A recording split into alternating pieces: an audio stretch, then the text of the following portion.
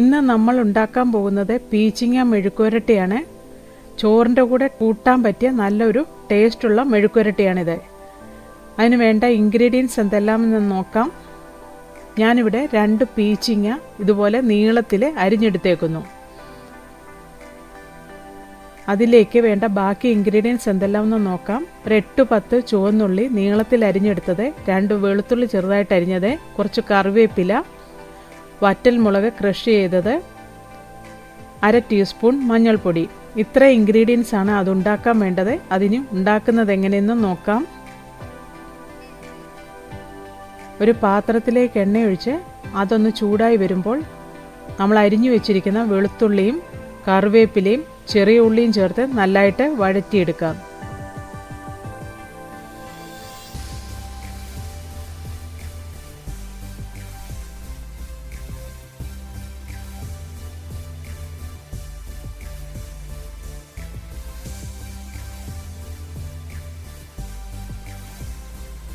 ഇതൊക്കെ നല്ലതായിട്ട് വഴന്നു വരുമ്പോൾ അതിലേക്ക് നമ്മൾ ക്രഷ് ചെയ്ത് വെച്ചിരിക്കുന്ന വറ്റൽമുളകും മഞ്ഞൾപ്പൊടിയും ചേർത്ത് കൊടുക്കാം.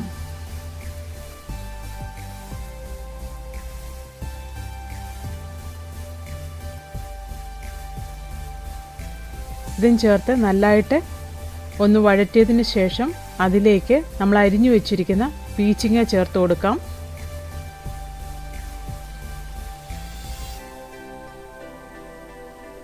പീച്ചിങ്ങ പെട്ടെന്ന് വേകുന്നതായതുകൊണ്ട് അതിലേക്ക് വെള്ളമൊന്നും ചേർക്കേണ്ട ആവശ്യമൊന്നുമില്ല.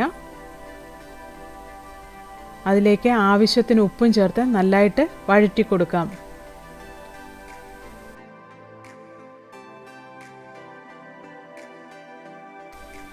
ഒരു 2 മിനിറ്റ് നമുക്ക് ഇതൊന്ന് അടച്ചു വെച്ച് വേവിച്ചെടുക്കാം. ഇത് പടവലങ്ങ പോലെ തന്നെ ഇത് പീച്ചിങ്ങയിൽ നിന്നുള്ള വെള്ളം ഇറങ്ങി വന്ന് അത് വെന്തോളും.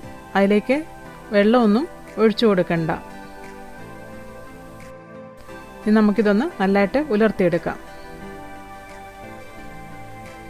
നമ്മുടെ പീച്ചിങ്ങ മെഴുക്കുവരട്ടി റെഡിയായി. അതിനെയും ഒരു സെർവിങ് പ്ലേറ്റിലെടുത്ത് നമുക്ക് സെർവ് ചെയ്യാം.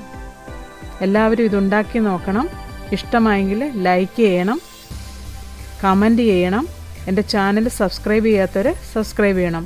Thank you.